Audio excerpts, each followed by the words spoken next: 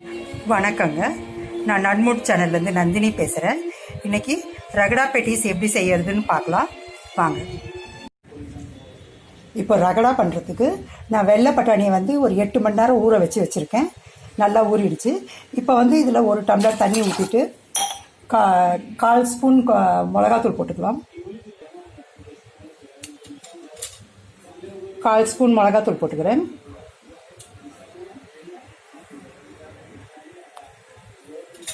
தேவையான அளவு உப்பு சேர்த்துக்கிறேன்.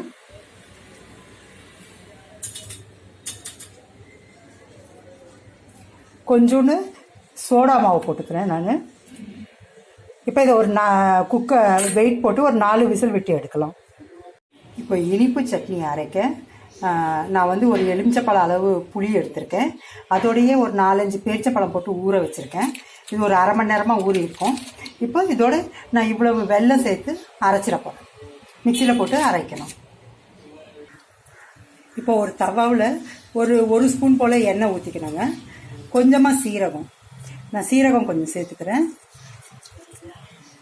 சீரகம் பொரிஞ்ச உடனே நம்ம அரைச்சி வச்சுருக்க அந்த புளி பேஸ்ட்டை சேர்த்துடலாம்.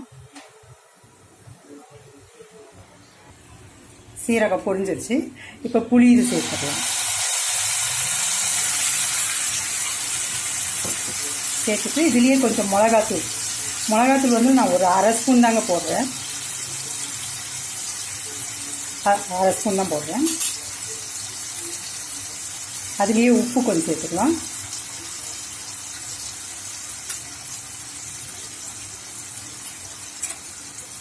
இப்போ நல்லா மிக்ஸ் பண்ணிடலாம்.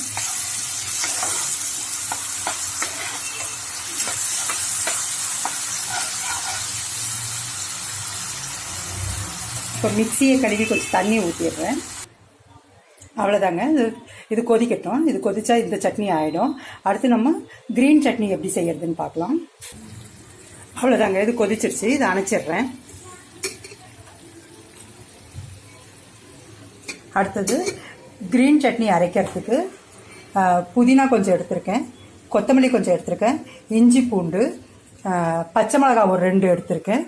அப்புறம் கொஞ்சம் நான் ஒரு அரை எலுமிச்சப்பழம் பிழிஞ்சு விட்டுருவேன். கொஞ்சம் உப்பு சேர்த்து அரைச்சிருவேன். 2 சட்னி அரைச்சாச்சுங்க. இது மாதிரி அரைச்சி வச்சிடணும். இப்போ பெட்டிஸ் பண்ணுறதுக்கு இஞ்சி பூண்டு பேஸ்ட்டு சேர்த்துக்கலாம். தேவையான அளவு உப்பு சேர்த்துக்கலாம். நான் இதில் ஒரு 4 உருளைக்கிழங்கு எடுத்து வச்சுருக்கேன். வேக வச்சு நல்லா மசிச்சு வச்சுருக்கேன். தேவையான அளவு உப்பு சேர்த்துக்கலாம்.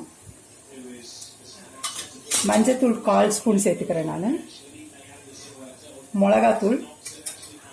மிளகாத்தூள் ஒரு அரை ஸ்பூன் போல் சேர்த்துக்கிறேன்.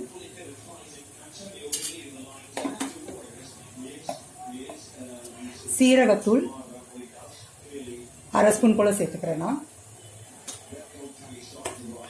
தனியாத்தூள் அரை ஸ்பூன். சாட் மசாலா இதுவும் நான் அரை ஸ்பூன் தான். எல்லாமே நான் சின்ன ஸ்பூனில் தான் சேர்த்துக்கிறேன். அதனால் அரை ஸ்பூன் சொல்கிறேன் நான். இதெல்லாம் ஒன்றா பிசைஞ்சிடலாம்.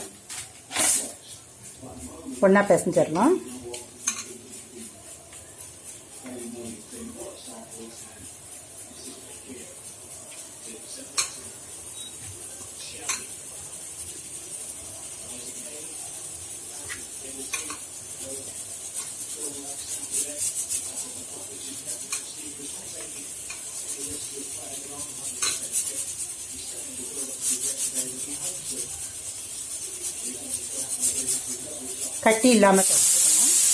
குக்கர் கூட விசில் ஆயிடுச்சு.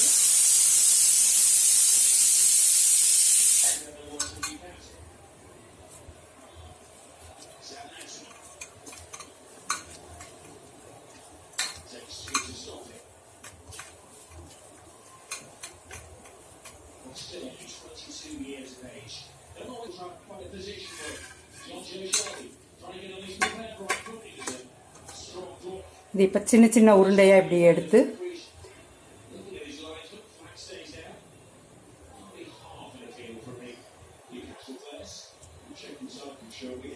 அவ்வளோதான். இந்த மாதிரி ஷேப்பில் தட்டிக்கோங்க.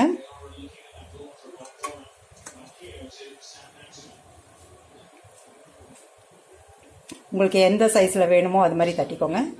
எனக்கு நான் வந்து ஜாஸ்தி பெருசும் செய்ய மாட்டேன், சின்னதும் பண்ண மாட்டேன், மீடியம் சைஸில் பண்ணிப்பேன்.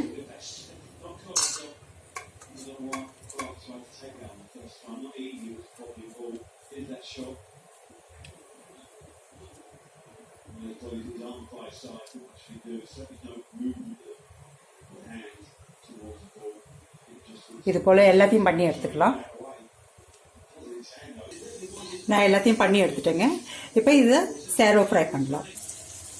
எண்ணெய் காஞ்சிருச்சுங்க. இது ஒன்று ஒன்றா போட்டு உள்ளே வைக்கிறேன்.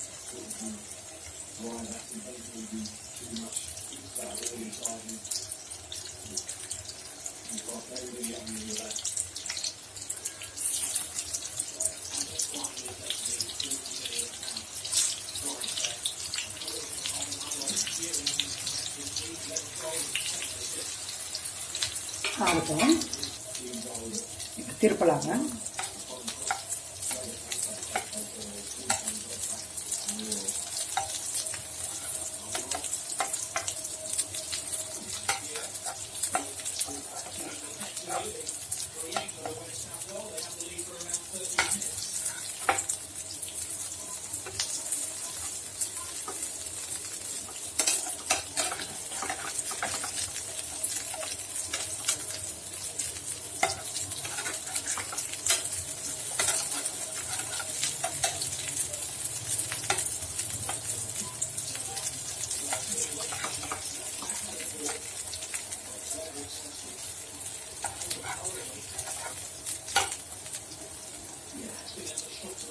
இதே மாதிரி இந்த பக்கமும் ஆகட்டும். இப்போ திருப்பிடலாங்க.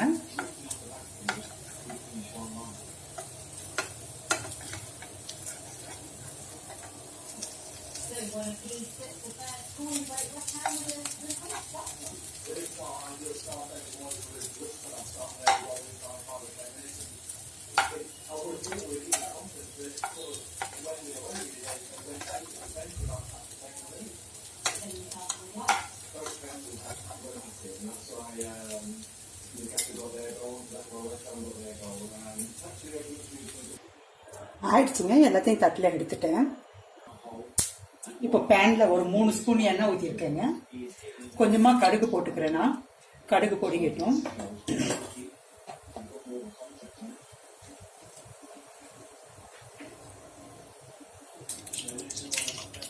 கடுகு பொடிட்டு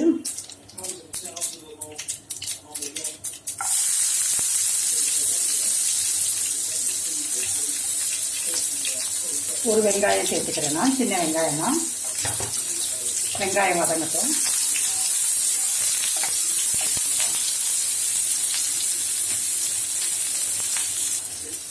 இதனுடைய கொஞ்சம் இஞ்சி பூண்டு பேஸ்ட் சேர்த்துக்கிறேன்னா, ஒரு தக்காளி சேர்த்துக்கிறேன். எல்லாத்தையும் சேர்த்துக்கலாம்.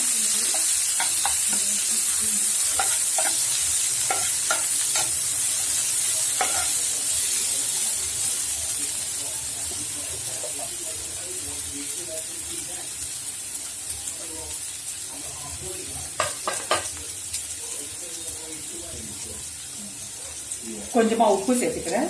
பட்டாணிலையும் சேர்த்துருக்காங்க, அதை கொஞ்சமாக தான் சேர்க்குறேன். கொஞ்சமாக மிளகாத்தூள்,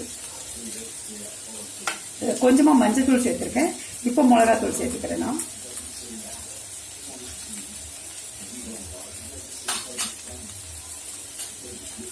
இது நல்லா மிக்ஸ் ஆகும்.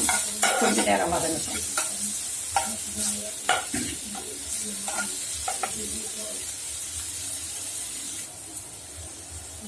இப்போ இது 1/2 ஸ்பூன் போல் காஷ்மீர் சில்லி சேர்த்துக்கிறேன் கலருக்காக.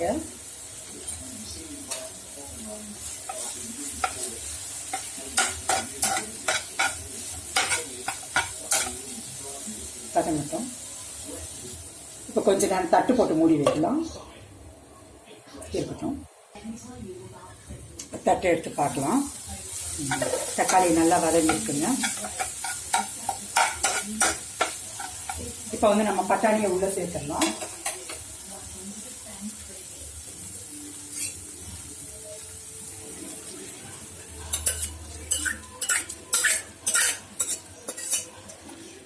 இதை நல்லா மிக்ஸ் பண்ணி வச்சுக்கோங்க.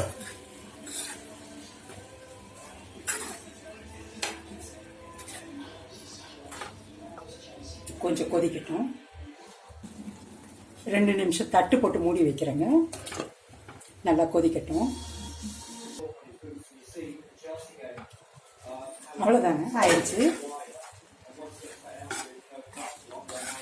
ஸ்டவ் ஆஃப் பண்ணிடுறேன்.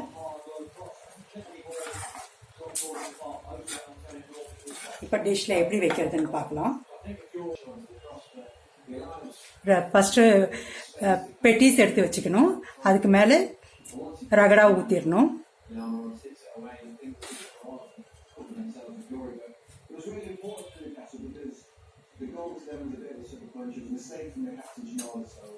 வெங்காயம் கொஞ்சம் தூவிக்கோங்க.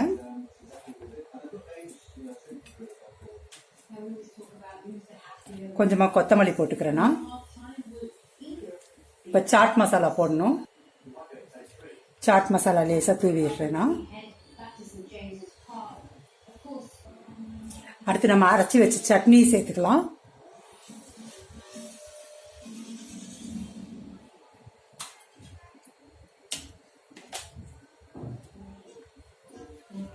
இது கிரீன் சட்னி.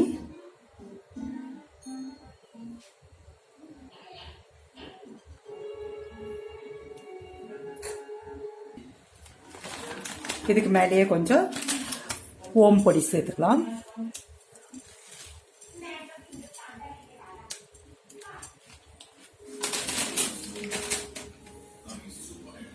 அவ்வளோதாங்க. இது நீங்களும் செஞ்சு பாருங்க. உங்களுக்கு பிடிச்சிருந்தா லைக் பண்ணுங்க, ஷேர் பண்ணுங்க, சப்ஸ்கிரைப் பண்ணுங்க. நன்றி.